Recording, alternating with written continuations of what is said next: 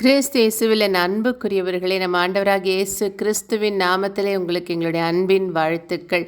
விழிப்பாக இருப்போம், ஆயத்தமாக இருப்போம். நம்முடைய ஜெபத்தில் எப்பொழுதும் மகிழ்ச்சியாக இருப்போம். இடைவிடாமல் ஜெபிப்போம். இதோ என்ன நேர்ந்தாலும் எந்த சூழ்நிலையும் நன்றி சொல்ல நாம் தயாராக இருப்போம்.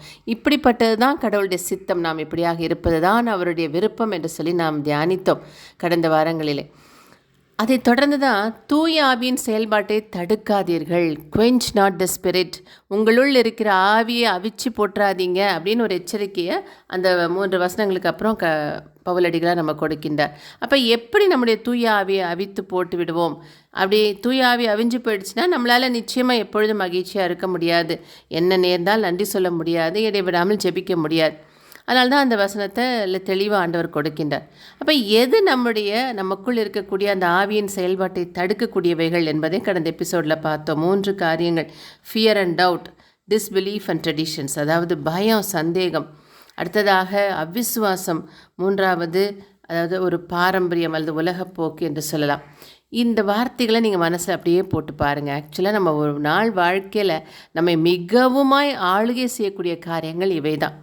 பயம், ஐயோ அடுத்தது என்ன நடக்குமோன்னு ஒரு பயம், என்னுடைய பழைய வாழ்க்கை வெளிப்பட்டுருமோன்னு பயம், அல்லது நான் என்னதான் கடவுள்கிட்ட ஜெபிச்சாலும் உள்ளுக்குள்ளே ஐயோ இல்லை வீணாக போயிடுவோமோ, நல்லா இருக்க மாட்டோமோ, எப்போல்லாம் தப்பாக போய்டுவோம், பயம்.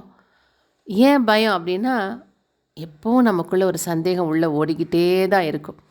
ஏன்னா நாம் நம்முடைய ரிசோர்ஸஸ் கொண்டு தான் நம்ம கடவுளை எடை போட்டு கொண்டு இருக்கின்றோம். நான் எப்படிப்பட்ட ஆள், அதை வச்சு தான் நம்ம கடவுளை எடை போடுறோம். ஆனால் அது தவறான காரியம். கடவுளை முற்றிலுமாய் அறிந்து அவர் எப்படிப்பட்டவர் என்பதில் தான் நம்முடைய நம்பிக்கை இருக்க வேண்டுமே தவிர, நான் எப்படிப்பட்ட ஆள், நான் என்னுடைய வாழ்க்கை எப்படிப்பட்டது, என்னுடைய சிந்தனை எப்படிப்பட்டது என்பதை கொண்டு நாம் கடவுளை எடை போட்டோம் என்று சொன்னால் வாழ்க்கையில் சந்தேகம் மட்டும்தான் மிஞ்சோம். நம்மால் காங்க்ரீட்டாக எந்த ஒரு ஸ்டெப்பையும் எடுத்து வைக்க முடியாது, ஒரு சந்தோஷமான வாழ்க்கையை வாழ முடியாது. அடுத்தது டிஸ்பிலீஃப், அவநம்பிக்கை, அவிசுவாசம், டிஸ்ட்ரஸ்ட் என்று சொல்லி. ஃபர்ஸ்ட் நம்மகிட்ட இயேசு கிறிஸ்து சொல்கிறாரு, it is the greatest thing that pains me, distrust. என் மேலே அவநம்பிக்கையாக இருக்கிறது தான் எனக்கு மிகுந்த வேதனையை தருகிறது என்று சொல்கிறார். நான் உனக்கு இவ்வளவா செய்கிறேன், நான் உன்னை எந்த அளவாக நேசிக்கிறேன், கடவுள் நம் சார்பில் இருக்கும்போது யார் நமக்கு எதிராக என்ன செய்ய முடியும்? தன் மகனையே கொடுத்தவர் எதைத்தான் உனக்கு கொடுக்க மாட்டார் என்று சொல்லி தன்னுடைய வாக்குத்தத்தங்கள் வழியாக தன் மகனை அனுப்பி இந்த உலகத்தில் செய்த அத்தனை செயல்பாடுகள் வழியாக மரித்து அவர் உயிர்த்தெழுந்து கடவுளின் வலப்பக்கத்தில் வீற்றிருந்து நமக்காக கொடுக்கிற ஆசீர்வாதங்களின் வழியாக நமக்கு கிடைக்கக்கூடிய இத்தனை காரியங்களை பார்த்தும் உணர்ந்தும் கூட என்னுடைய அன்றாட வாழ்க்கை, என்னுடைய வாழ்க்கையின் தேவைகளுக்கு கடவுள் போதுமானவர் இல்லை என்று சொல்லி நம்ம அவநம்பிக்கையோடு வாழ்கிறோம் பாருங்கள். அது மிகுந்த அது கடவுளுக்கு வலியை ஏற்படுத்தக்கூடிய ஒரு காரியம். இப்படி இருக்கும்போது நம்மளால் நிச்சயமாக மகிழ்ச்சியாக இருக்க முடியாது. என்ன நடந்தாலும் ஒரு நல்ல பணம் வந்துச்சா கொஞ்ச நேரம் அப்படி புஷ்ஷுன்னு சிரிப்போம், அடுத்தது காற்றுப்படுங்க பலூன் மாதிரி சுருங்கிக்குவோம். ஒரு நல்ல காரியம் வருதா உடனே அப்படி மலருவோம், அப்புறம் அடுத்தது காற்றுப்படுங்கிற பலூன் மாதிரி சூம்பி போகிறோம். அது யோசிச்சு பாருங்கள், இந்த பலூனில் காற்றுப்படுங்கன்னா எப்படி இருக்கும், சூம்பி போய் அப்படி தான் ஆகிடுறோம். கொஞ்ச நேரம் மகிழ்ச்சி, அப்புறம் மிச்ச நேரம் ஃபுல்லாக அப்படியே சூம்பி போயிருக்கிறோம், சோர்ந்து போயிருக்கிறோம், வாடி போயிருக்கிறோம். நம்மளால் சிரிக்க முடியல, மகிழ்ச்சியாக இருக்க முடியல.